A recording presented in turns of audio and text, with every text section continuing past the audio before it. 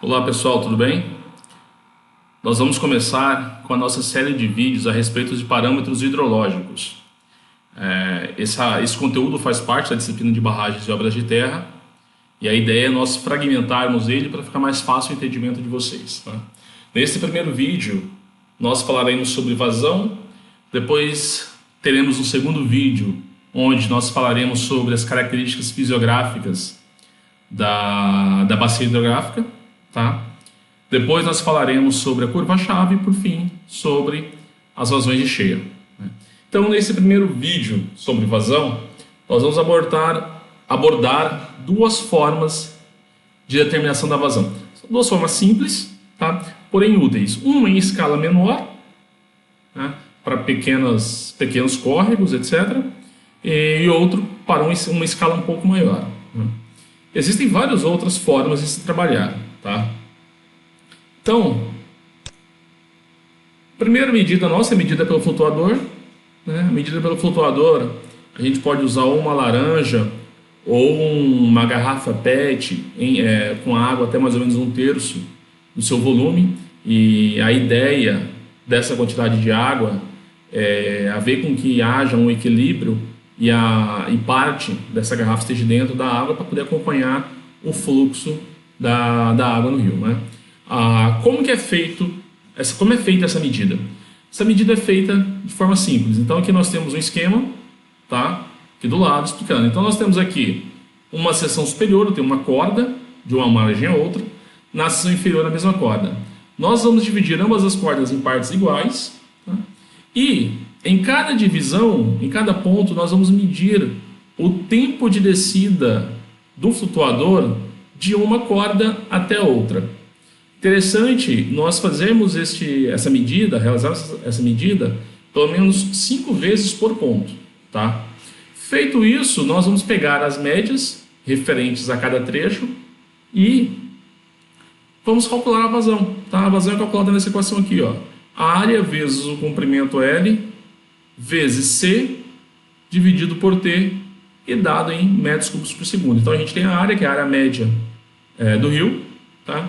Nós temos o comprimento das seções de medição das duas cordas.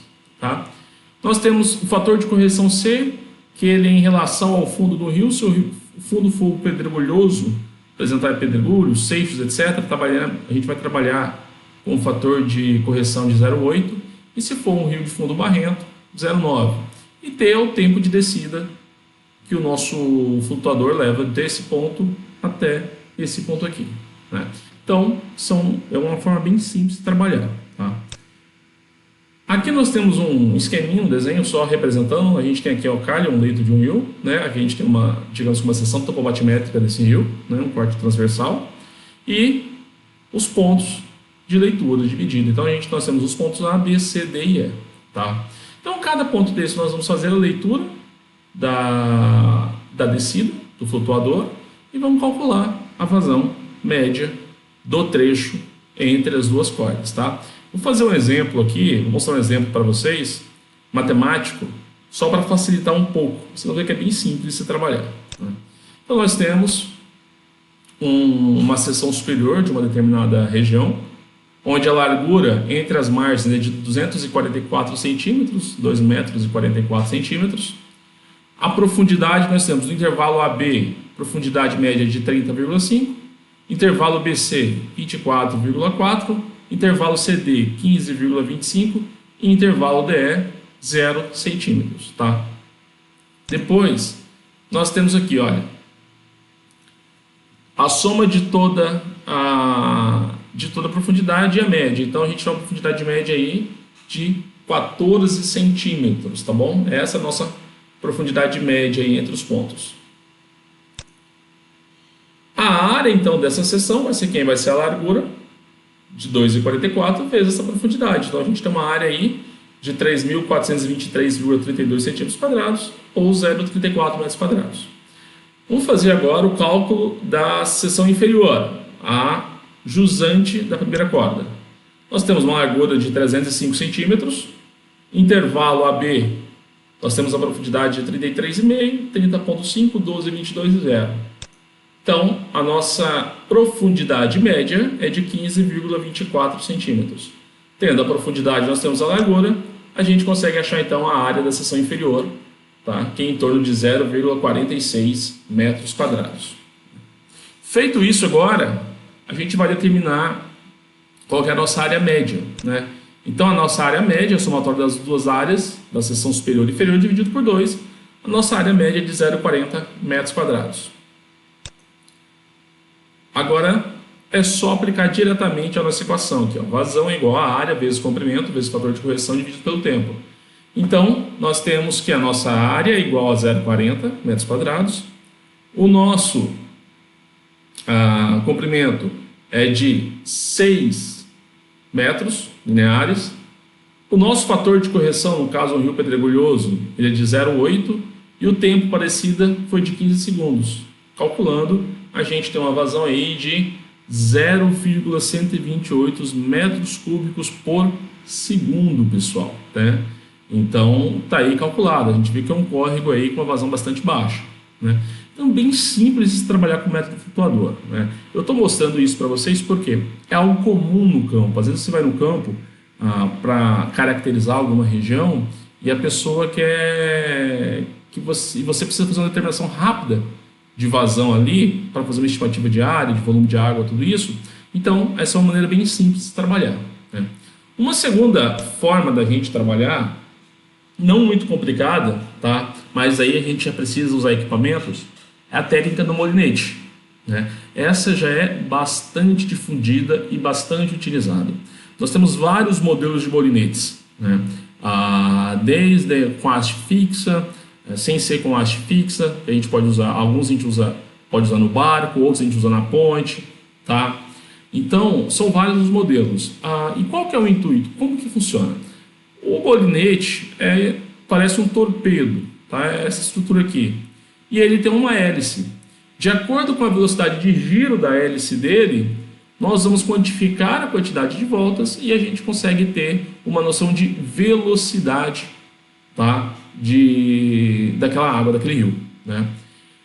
Como que nós fazemos as medidas? Nós vamos dividir aqui o nosso leito, tá, em vários pontos, né? Então a gente vai de um ponto ao outro, demarca e dividimos aí em partes iguais, em partes conhecidas, né?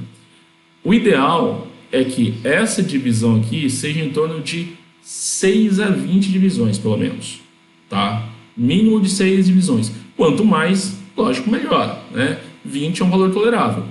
No caso de rios muito longos, se você quiser, muito largos, se vocês quiserem aumentar a quantidade, não há problema algum, tá?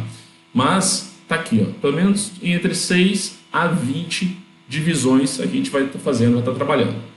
E a medição é dada da seguinte forma: a gente vai pegar medição de acordo com o percentual da profundidade, né?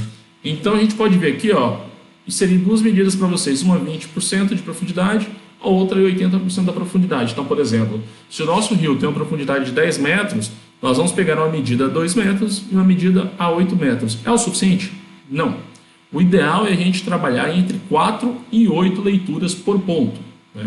Então a gente vai pegar aí 20% da profundidade, 30, 40, 50, 60, 70, 80, tá? Então variando aí de 4 a 8 leituras de velocidade, aí sim a gente consegue ter a velocidade média de cada ponto de leitura da seção do nosso rio, tá?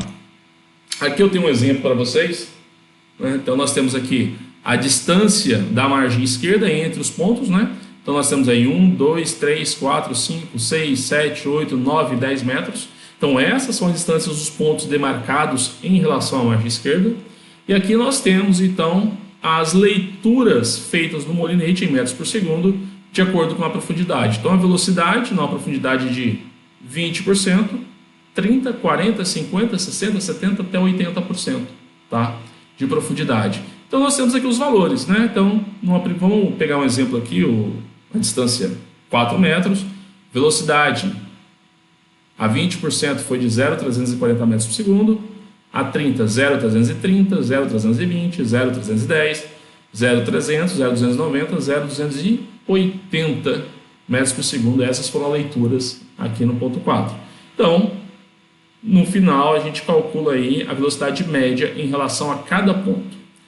Se eu tenho a velocidade média, basta a gente encontrar nossas áreas. Então, se eu tenho a velocidade média e área, a gente encontra a vazão, certo? Vazão nada mais é do que velocidade vezes a área. Então, aqui estão as nossas velocidades médias em cada trecho. Vamos agora para uma outra tabelinha, tá? Tá aqui o nosso resultado. E nós temos aqui então agora, olha só, a gente vai calcular a nossa área. Velocidade já é um parâmetro conhecido, nós calculamos anteriormente. Então, nós precisamos determinar a nossa área para multiplicar pela velocidade e encontrarmos a vazão. Então, aqui nós temos as distâncias à margem. 1, 2, 3, 4, 5, 6, 7, 8, 9, 10. A distância está de metro em metro, pessoal. Então, se eu multiplicar a distância vezes a profundidade, eu vou achar a minha subárea. Então, está aqui, ó. Só multiplicamos por 1, porque as nossas distâncias são unitárias. Então, 0,820 vezes 1, 0,820, 160 vezes 1, que é a distância aqui que a gente tem, 160, e assim sucessivamente, tá? Encontrei as nossas áreas, nós vamos fazer o quê? Multiplicar pela velocidade, e a gente vai encontrar a vazão para cada leitura. A nossa vazão total nada mais é do que o somatório dessas vazões. Então, eu vou pegar todas essas vazões lidas ao longo do rio e vou somar todas elas. Então, no caso, a gente tem aqui o nosso resultado, onde nós chegamos aí uma vazão total de 2,726 metros cúbicos por segundo. Isso nos dá aí 2.726 litros de água a cada segundo passando por aquele rio. Então, tá aqui, é uma forma de se trabalhar, não muito cara, bastante eficaz e muito utilizada. É lógico que nós temos aí outras situações, a gente tem o Doppler, tá? Só que aí já precisa de artifício computacional, já começa a mudar um pouco a figura, e o Molinet funciona e nos dá resultados interessantes, tá? Então, eram essas as duas formas de calcular que eu queria mostrar para vocês. Eu vou passar um exercício de fixação para vocês em relação a cálculo de vazão, tá? Método flutuador e método Molinet, né? E a gente segue aí para o próximo vídeo aí quando a gente for trabalhar com a caracterização fisiográfica, tá? Pessoal, muito obrigado, um abraço e até o próximo vídeo.